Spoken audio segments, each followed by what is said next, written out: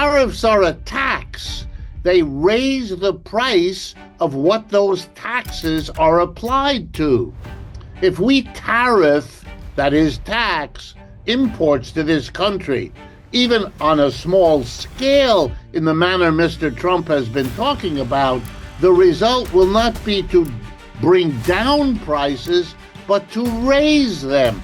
Donald Trump was inaugurated on the 20th of January this week, and he already signed over 40 presidential actions, including reducing the cost of living, expanding the energy supply, and implementing an America First foreign policy. At his inaugural speech, Trump highlighted the importance of bringing back a golden age of America. Take a listen. The golden age of America begins right now.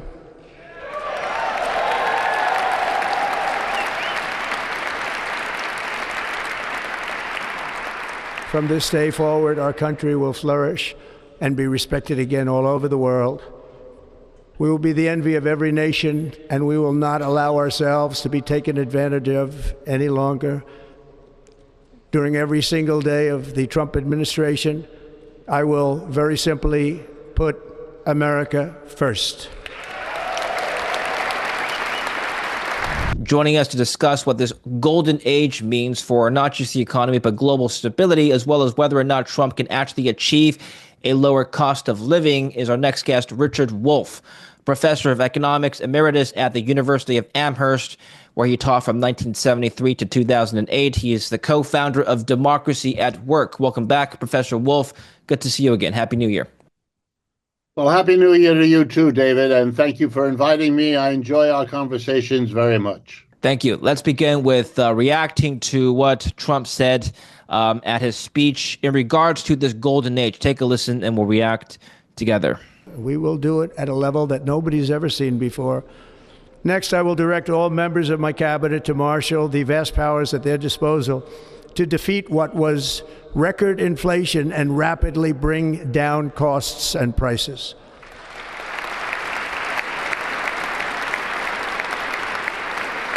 The inflation crisis was caused by massive overspending and escalating energy prices, and that is why today I will also declare a national energy emergency. We will drill, baby, drill.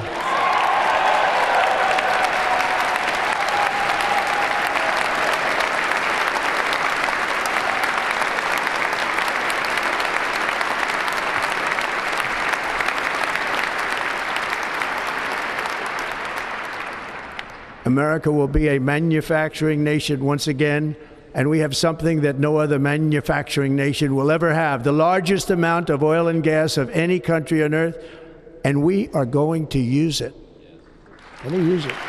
Okay, he wants to bring down the cost of living. He signed an executive order on reducing the cost of living. What is your reaction to what was just played? Well, I admire the sheer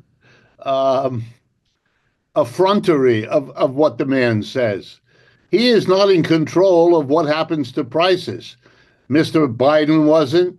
No president who has ever confronted an inflation has been able in some kind of magical way by issuing an order to stop it. It misunderstands the relationship between economics and politics.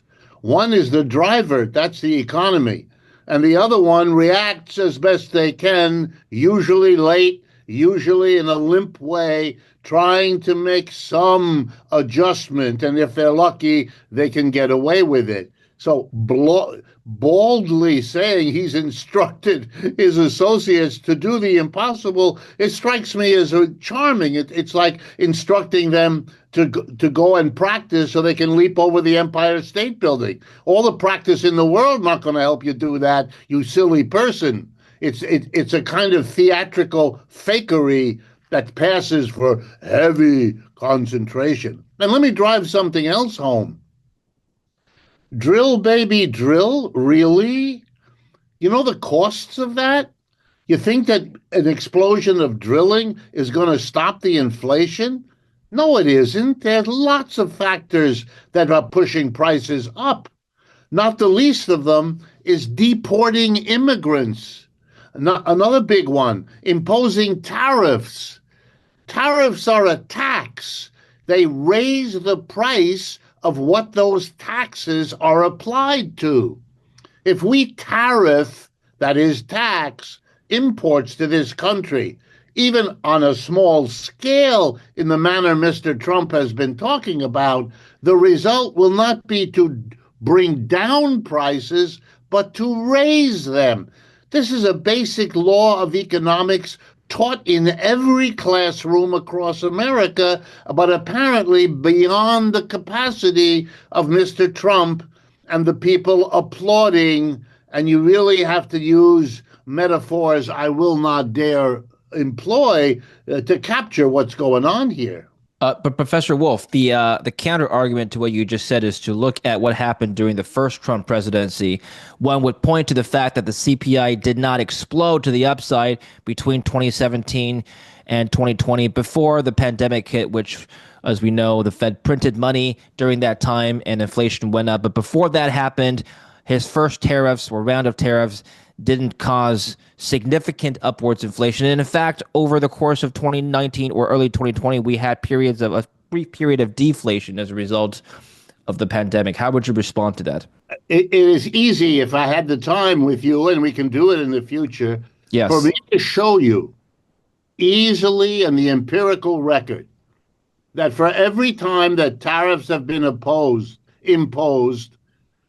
there were either price increases, or if you didn't have price increases, you would ask the logical question, as you always do in economics, if a relationship that normally exists didn't, what might have been another factor you don't normally see that would explain the abnormal reaction? Otherwise, we enter the following game, David. You can bring up the graph you just did, and I will bring up a graph of a different period of time where imposing tariffs were followed by price increases. This is silly. This is not serious kind of work. Look, it could happen now, too. You could impose tariffs again. And let me give you an example.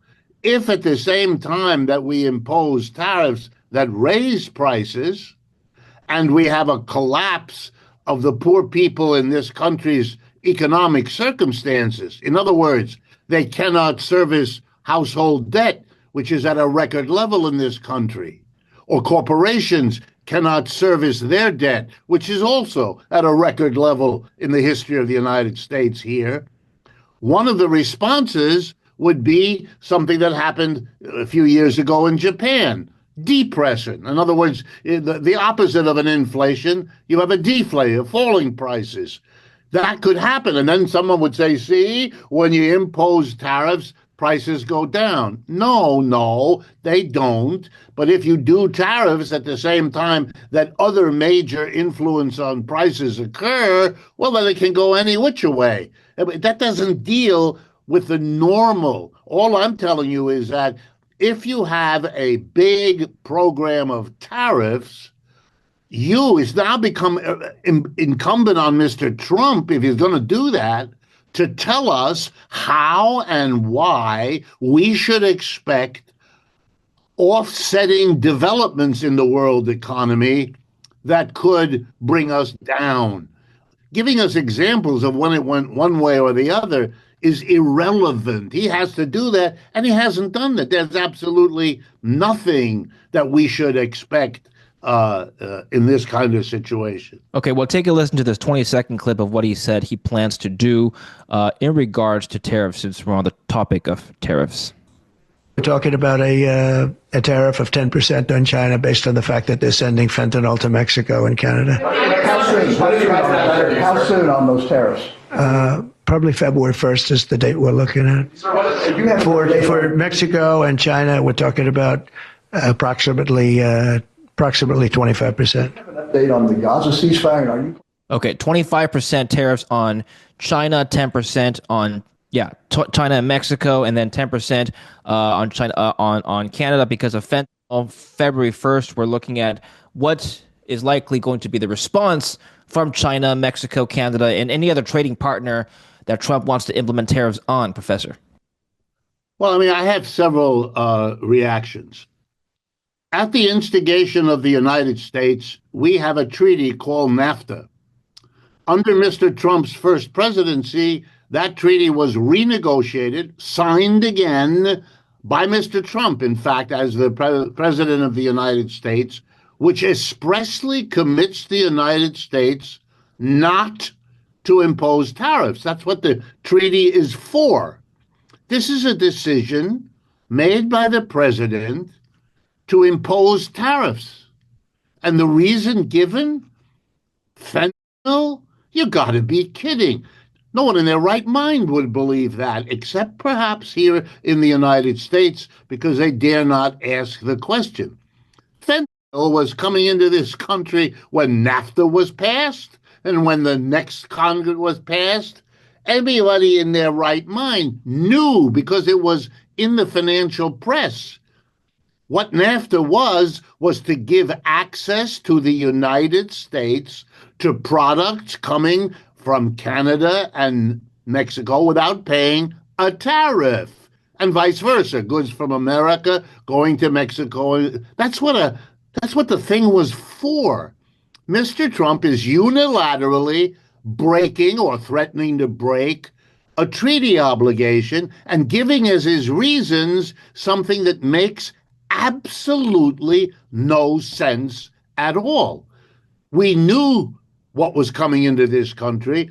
What was coming was the same thing coming now. By the way, the reason it comes, and by the way, it will come whether these tariffs are imposed or not, is because the United States is a buyer at incredible wealth of all of these drugs. As the president of Mexico recently said, the drug problem exists on both sides of the border. All we have is the cheap shot of a president in the U.S. who finds it convenient to blame one half of the story and pretend the other one isn't guilty.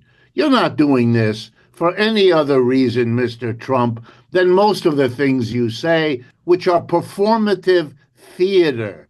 This is not going to cut it. Now, let's imagine, however, that he goes through with it. Let's imagine that the Republican Party is in sufficient control to make it happen. I have only two things to say.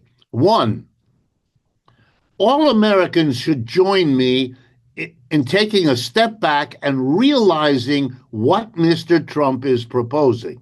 The Republican Party, for at least the last century, has presented itself to the American people first and foremost as the party that is cutting your taxes. Vote for us because we cut taxes, we want to reduce government, blah, blah, blah. A program of massive tariffs is a program of taxation increase. A tariff is a tax. If you've taken a course in economics, your teacher told you. It is a tax on imports, just like we have a tax on income, a tax on wealth, a tax on sales, a tax on property. We have a tax on imports. We've had it from the beginning of the United States. It used to be called import duties. Now it's called tariffs. But this is a party that has abandoned tax cuts and now puts forward tax increases. But because it is a theatrical party and is afraid to confront the reality, it finds it terribly exciting to refer to tariffs as if they weren't taxes. And as you know, Mr. Trump is fond of talking about tariffs as if they are being imposed on China, which of course they can't be. The only imposition of tariffs on China that can be done is by the government in China, not here. It's just silly stuff. Anyway, here's the second point. Yes. I want to focus on Mexico, but the same story could be told anywhere. Mexico is an economy with a lot of problems. It's a poor country, certainly relative to the United States.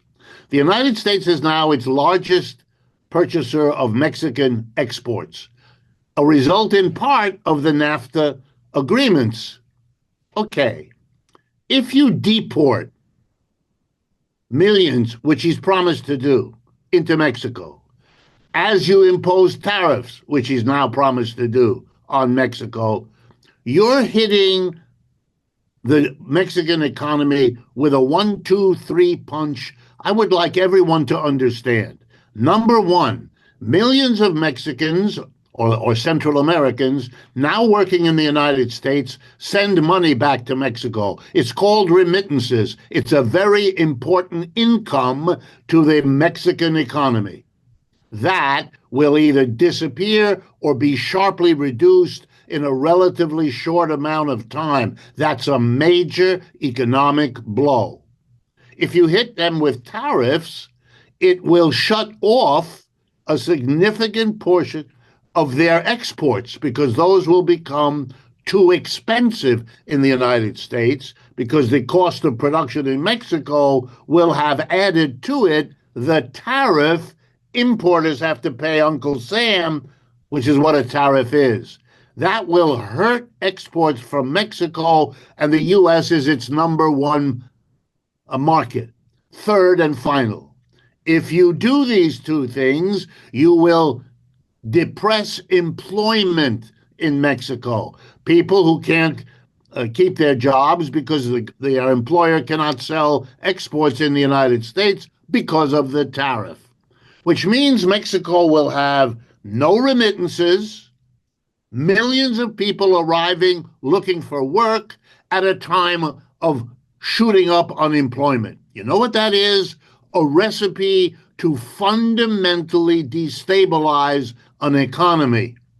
We're going to have on our southern border an enormously dysfunctional catastrophe. I'm curious as to what you think is going to happen to the world economy now that we're entering or perhaps re-entering a period of protectionism.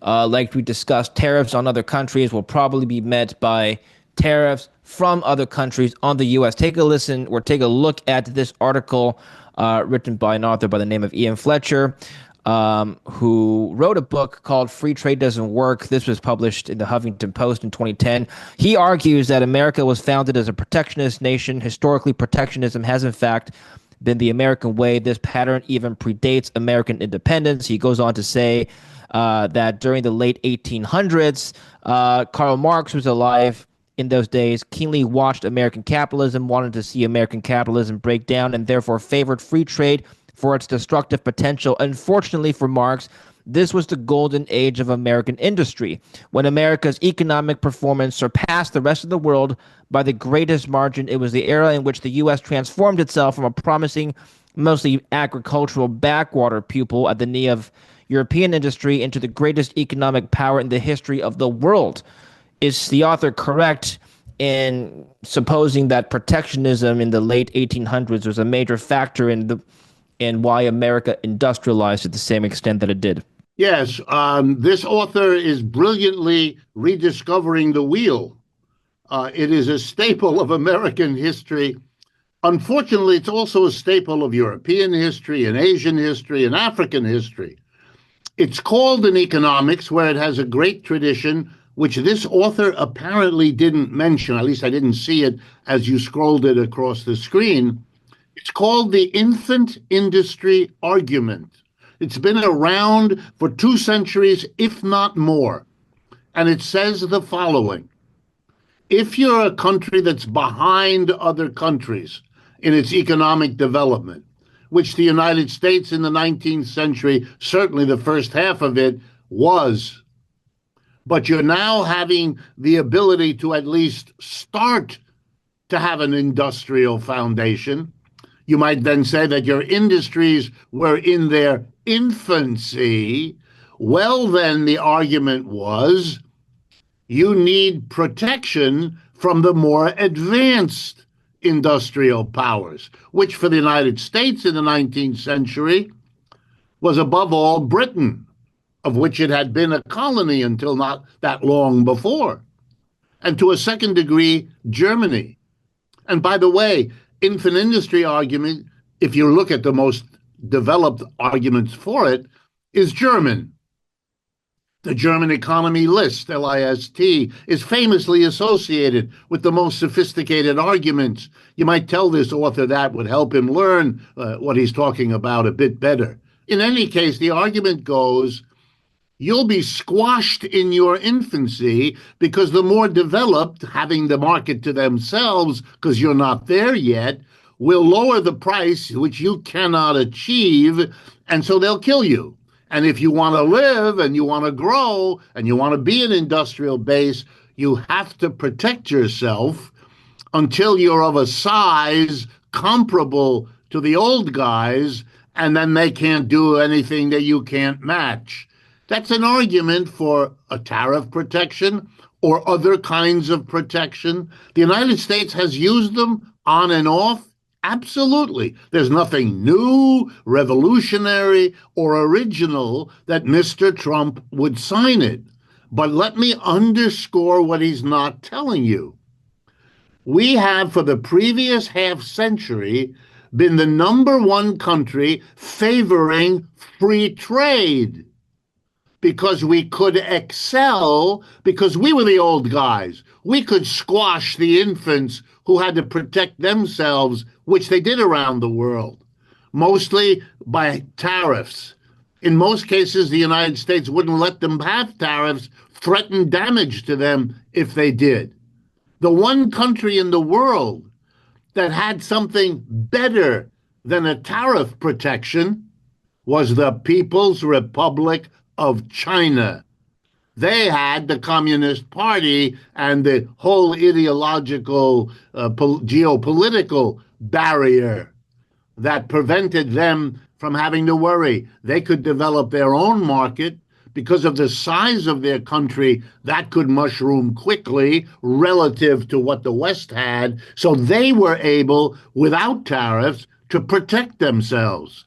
But you can be sure that if the richest country of the world, which used to be the protector of free trade, can't make it anymore in a free trade world that it helped to create, will now lead the march back to tariffs, back to protectionism.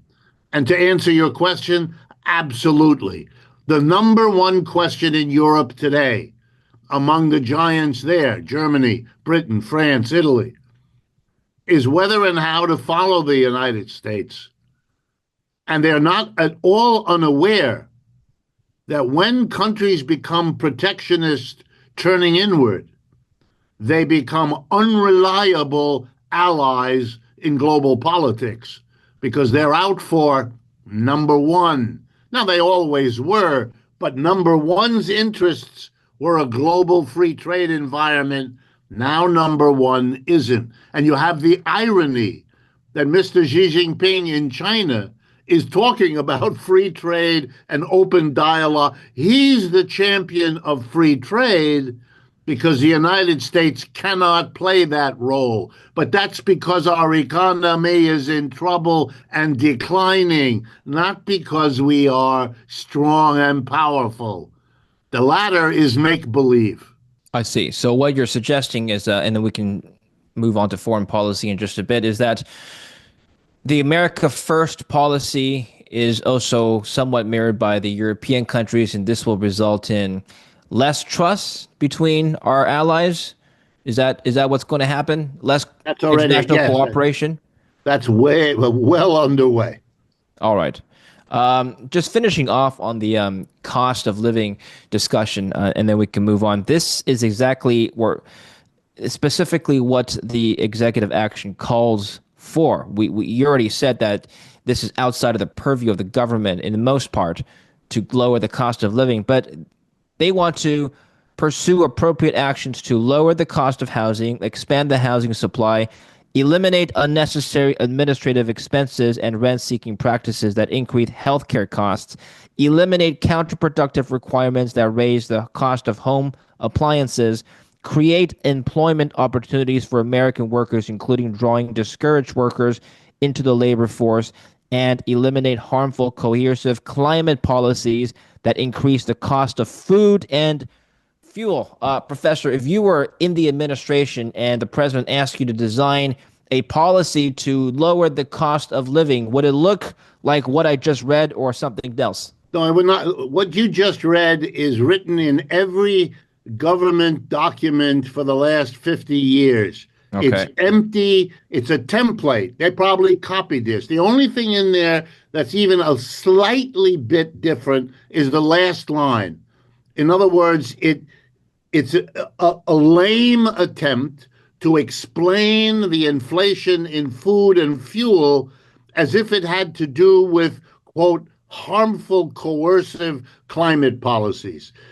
Their position, as is captured in the vulgarity of drill, baby, drill, is to avoid dealing with the negative consequences of climate change and instead try to focus everybody on what some negative consequences might be of doing something about it. This is a childish debate that even half-educated people will understand is pure administrative BS. So what would you Everybody, Yes. seriously, everybody who looks at the fuel prices and their enormous impact on inflation Sure.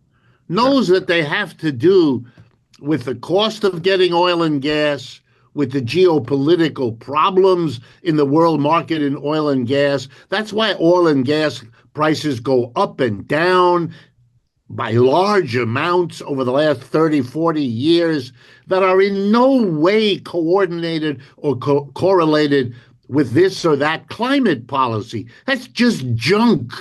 For example, the cost of fuel in the last few years is overwhelmingly a result of a political decision made by the United States government and supported by all these people, namely to impose sanctions on Russia, which is one of the top three producers of oil and gas in the world. You put a sanction on them. You shut off Europe as a market for oil and gas because Russian oil and gas had enabled the European economy to be successful over the last 30 years. As everyone there knows, if you shut off Europe, you are plunging the energy markets of the world into turmoil, which it did. And it drove the price of oil and gas crazy, which it did. And it produced a devastating inflation in Europe, which it did. It had nothing to do with climate. This is silly. And by the way, when did the market calm down?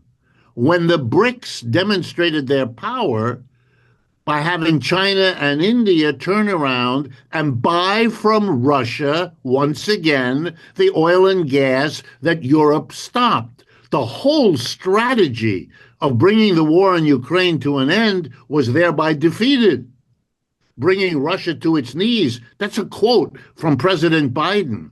Yes. Became the pipe dream that we now see it all was, because he didn't understand that in the New World economy, the power of the United States and its allies isn't what it was. So no, none of this is interesting. You lower the cost of housing. Now, how exactly are you going to do that? What are you talking about? This is just fluff. This is like saying to someone, when I'm president, I'm going to order all my subordinates to do a whole lot of good things. Here they are. Make this better, make that better. Stop. This is, it's shameful that you write like this. That someone ought to talk to the president, get a better writer. What would you suggest they do to combat this cost of living crisis is the word they used in this document. Let me propose a theoretical solution, which actually is not theoretical. It's been done before. Cost controls. Would that work? Suppose President Trump were to say, you shall not raise the price of housing or rent by 5% next year. What would that do? I love that. That's exactly the kind of proposal I would make. But before I spell it out for you, let me remind our audience. August 15th, 1971, the then conservative president of the United States, Richard M. Nixon, declared a wage price freeze as a way to control the inflation that was troubling the American economy then. By the way, contrary to Mr. Trump's ignorance, the inflation he had to deal with and Biden had to deal with was not the record inflation. That's what he called it. It was much worse back then in 71 and so on. Anyway, a conservative Republican did it. He declared a wage price freeze. He said to the American people, and I listened, I was listening to his speech on the radio. If you raise your price as of tomorrow morning, 8 o'clock, we will come for you, we will arrest you, and we'll throw you in jail. It'll be a crime. You can't do it. And the inflation stopped on a dime. So you don't have to ask the question hesitantly, David, because it's not as though, well, maybe. We have historical examples that a government, if it wants to, can do that. European governments have done it over and over again. It has a different name in Europe. It's called an incomes policy, but it's basically the same idea. And here's its root and why people should think about it. According to the U.S. Census, 3% of Americans are employers. The other 97% of us are not. The person who sets a price, who raises it, lowers it, keeps it the same, that's an employer. Employees don't do that. Employers do. They have the final say. They have the authority. So if prices are going up, it's because employers make the decision to raise them. And they hate the fact that they're responsible. So they have come up with an army of people, including economists like me, to come up with a lot of noise to give people the idea is somebody else. Get angry at the Federal Reserve. Get angry at the Chinese or whatever you want, whatever scapegoat you can find. But if you want to control inflation, the first thing to do is to understand you got to deal with the 3% of the people who are employers, which is what your proposing does. It says to them, well, at least for 3 months or a year or two, you're not free to do what you have been doing.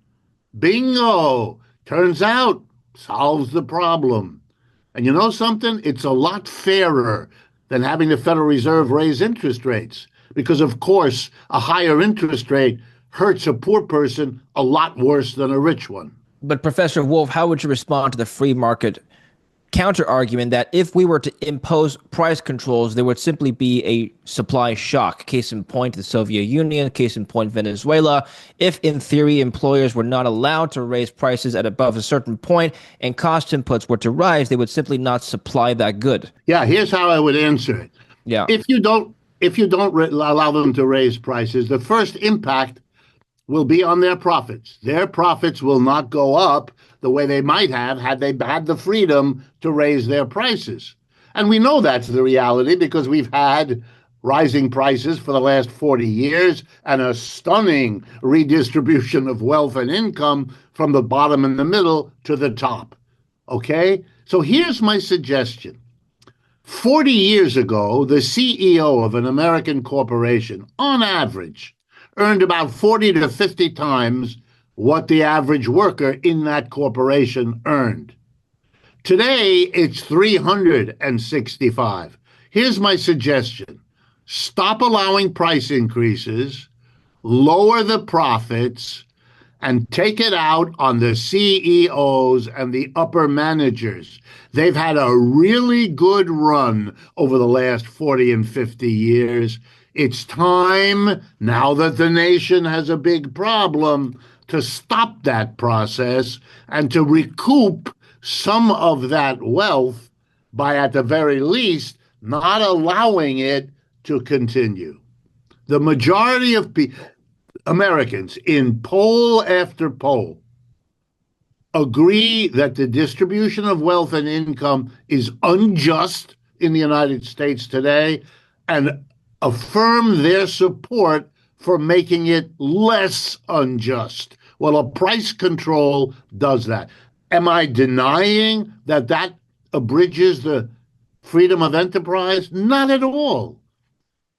Honest discussion of free enterprise should always have understood that it, like everything else, has good consequences and bad ones. And we pretend it's only a good thing, then we get the result that the bad ones get worse and worse, and that's where we are. Okay, let's finish off on some foreign policy news and discussions around what's happening in the Middle East here. This came in from the press. Israel's military chief resigns amidst a political crisis for Israeli Prime Minister Benjamin Netanyahu. He has accepted a ceasefire deal with Hamas, and military leaders don't like that. My question is why they've accepted a ceasefire deal now, the week of inauguration. Do you think U.S. pressure was behind this decision? Not only do I think that, but I cannot, and I have tried, imagine anything else. So the real question here has nothing to do with Mr. Netanyahu. The United States has been the senior party to an alliance between the United States and Israel for pretty much the last 50 years, if not longer. The arrangement is this: the United States provides them with a military security blanket, provides them with the military means to be the most powerful military in the Middle East, and provides them with the funds to keep alive a small country like that. 7 million Jewish people, 7 million Arab people, that's the population, could not survive without the funding of the United States. Now, in exchange, Israel has been the point person. They've been active to make sure that the Middle East oil keeps flowing where we want it to. They've been active in repressing the forces within the Arab world that are inimical to the United States. It was a nice alliance between the two. Each of them understood they got and they gave to produce it. Okay, that has now changed. It has changed for two reasons. The long 50-year attempt to destroy the ability of the Palestinian people to resist their subordinate position in Israel has not succeeded. It has repeatedly been repressed, and it has repeatedly come back from that repression. Israel cannot defeat them, which isn't surprising. Remember, there were many other settler colonialisms in the world after World War II. They're all gone. The only one left is in Israel. They all were overthrown. The first book I ever wrote was a study of the economics of the Mau Mau rebellion in Kenya.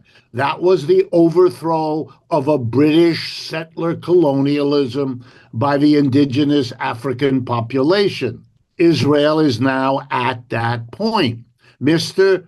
Netanyahu, being a leader who couldn't or wouldn't face any of this, decided that this repression this time would be cataclysmic, which it has been in Gaza. That's why it's called around the world a genocidal response. The problem is we are not in the 18th or 17th or even the 19th century. Settler colonialisms are a relic of the past, whose victims are now in charge of most of the countries of the world, and they hate it. And Israel is therefore reviled, isolated, which means the United States, as its funder and military provider, is allied to something that's not good, as all the recent votes in the UN would show you if you dare to look at them. So it's no longer a profitable enterprise for both the United States and Israel. So the new Trump administration told Mr. Netanyahu, We want this to stop, and you are therefore to stop. No more bombing Gaza, which has been the flashpoint. What does the U.S. gain from this ceasefire? At this point, it's trying to cut its losses. It doesn't gain much. It's cutting it is no longer being hammered. I mean, my family is partly European. Across every European newspaper, not across American, but across every European newspaper, the horror of what Israel has done in Gaza, the destruction of the cities, the killing of people, the arresting of people. I mean, it goes on and on and on. It's front page news. Everybody knows about it. And the opposition of those people and their governments are clear. Oh, they may not say so because they have to pander. But this is not working. It's a way of putting the United States in the worst possible light. We are blamed, we the United States, we are blamed for our complicity. And there's no escaping that we were. Mr. Trump wants a new leaf. I understand that. He would like to take office not being complicit. In fact, saying, I'm the one who got it to stop, which, in case your audience doesn't know, is what the United States is saying all over the world. The new Trump stopped it. He is a peacemaker, unlike his predecessor. They are hammering at that. It's the first positive thing they've had to say. They still want Israel to play the role that it did. They're not sure it can. But here comes the punchline. The United States is looking at that alliance the same way it's looking at the NAFTA alliance with Mexico and Canada. You've been our dear friends, but our economy is in deep doo-doo and shrinking, and we got to take extraordinary steps. So pardon us, but screw you. Professor Wolff, one more question on Gaza, and we'll finish off on another topic. What is going to happen next? A reporter straight up asked President Trump, how confident are you, Mr. Trump, that you can keep the ceasefire in Gaza? This was 2 days ago. His response was, I'm not confident. That's not our war, it's their war, but apologize. I'm not confident, but I think they're very weakened on the other side. How confident are you, Professor Wolff, that ceasefire in Gaza could be kept? I agree with them. I'm not confident at all. All I see is more trouble, more fighting, more horror. But I can tell you this. At some point, not Mr. Netanyahu and not the right-wingers that he's assembled and calls a government, but at some point, the other portion, which is at least half of the Israeli society, will understand that the endless effort to squash 7 million Palestinians in the interests of 7 million imported citizens is a hopeless effort.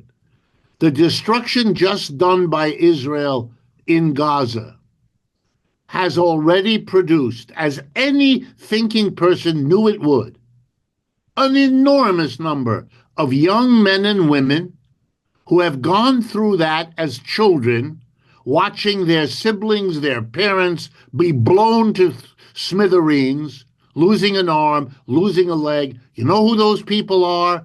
The recruits for Hamas for years to come. And they're surrounded by countries that will fund Hamas, will arm Hamas, and there's nothing the Israelis can do except what they just did, and that didn't work either. So here's my thought. Eventually, it's not that the fighting will stop. We're going to have more of that. What's going to happen is a decision that the whole strategy was doomed from the beginning. It has run its horrible course for 50 years, Now it's time to drop it. And all it takes is the commitment politically, just like you and I have been talking, the commitment to free trade, to globalization that we had for 50 years in America has been dropped. Mr. Trump is triumphantly leading us into protectionist nationalism instead. Policies are dropped when they no longer work. That's what happened here with trade. That's what's going to happen, I would argue, in the Middle East. Final question, Professor Wolff. Trump wants the war in Ukraine to end. Well, Ukraine and Russia have renewed missile strikes on each other just this week. How's Trump going to do this? The only way Trump can do this is basically parallel to what he just did in the Middle East, and I'm sure he knows it. There is one side in Russia versus Ukraine that is dependent on the United States and Western Europe for its economic existence and dependent equally for its military capability. And that's Ukraine. And it will stop resisting Russia if and when America or Europe or both of them say, you got to stop, because there is no option for them. They literally cannot do it otherwise. Mr. Trump could do that. The Europeans could do that. Their leverage over Russia, by contrast, is nil.